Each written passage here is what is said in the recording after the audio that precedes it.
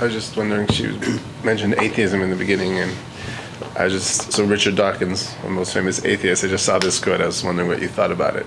He says, "We are all atheists about most of the gods that humanity has ever believed in. Some of us just go one god further." See, we are all atheists in most gods. That's correct, because the second commandment is, thou shalt have no other god. So by not believing in all the other gods, we're actually doing what God wants. And even questioning him is part of what he wants. If you don't see me, ask. That's what God is saying, right? Find me. Ask around. So the atheist, I don't know if you agree with this, but the atheist doesn't really have an opinion on God. He can't. The only way you can have an opinion about God is if you received a tradition. But without a tradition, you have an opinion about God? You don't even know why your mother hates you.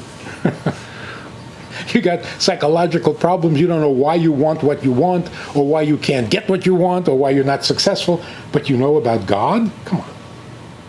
Okay. So what does the atheist say? And Dawkins actually admitted this in an interview. I think Ben Stein, you know about Ben Stein, the actor? He interviewed him. He says, you don't believe in God? He says, no. No God? No. Not the Christian God? No. Not the Muslim God? No. Not the Jewish God? Not the Buddhist God? No. He says, so where did everything come from? And by now he had gotten under his skin, and he says, look, I don't know. I don't know if there is or there isn't a God. How am I supposed to know?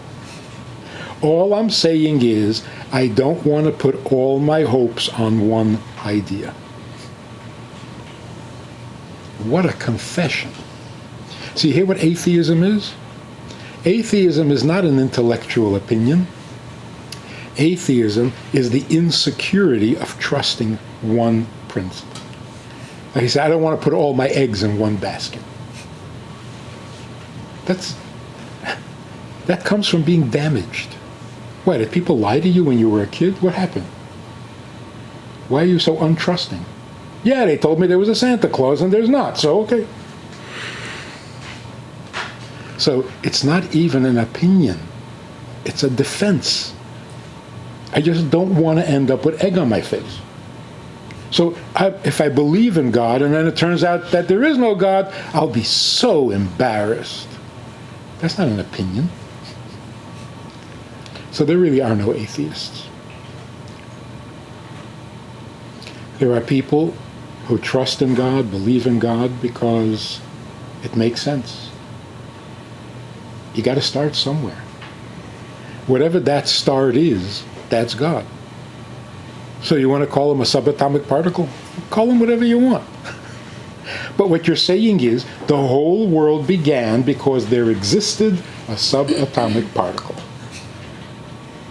I don't know if he enjoys being called a particle, but whatever. You can call him whatever you want.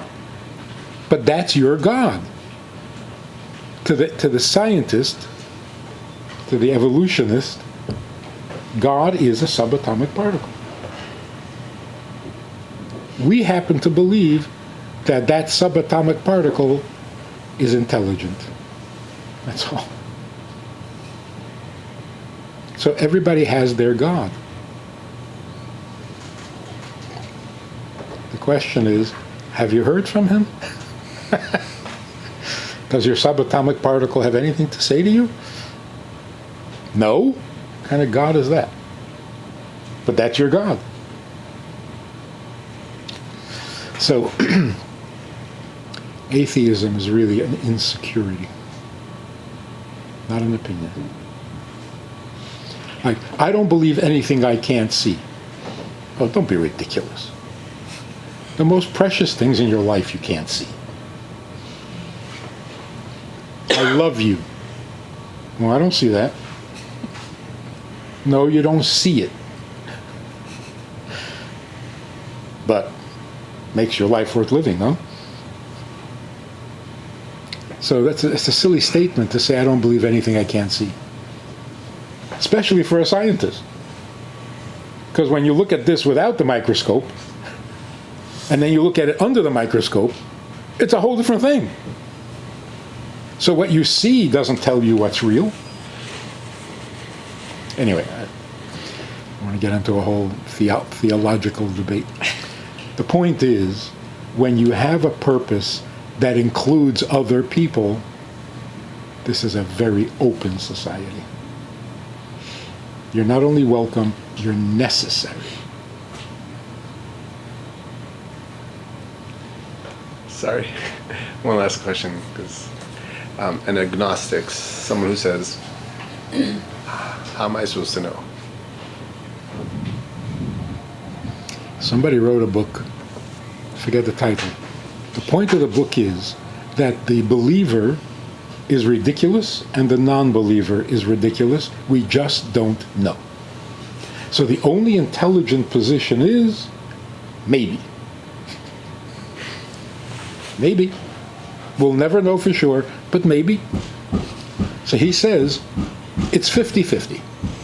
50% chance that there is a God, 50% chance that there's not. So he's being interviewed on the radio. I forget who the interviewer was, but he asked him a devastating question.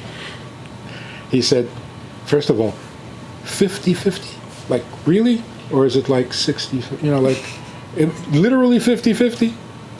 He says, look, if you press me, it's more likely that there is. But for all practical purposes, 50-50. So the guy said to him, if there's a 50% chance that God is real, and a 50% that God is not real, then you should keep the commandments every other day. Right? You should live your life 50-50. But you don't. You live your life like there's no God. But you say it's 50-50. Isn't that amazing? So, what is an agnostic? An agnostic is somebody who does not practice what might be a 50% chance of reality. So for a Jew, for example, you should keep kosher every other month. Every other day. So, 50-50. It's so silly. The belief in God has always been everywhere.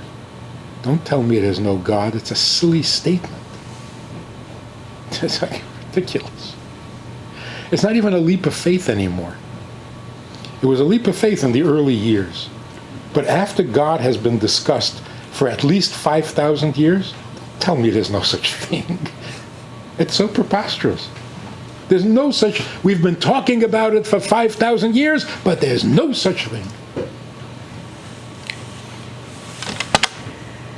That is unbelievable.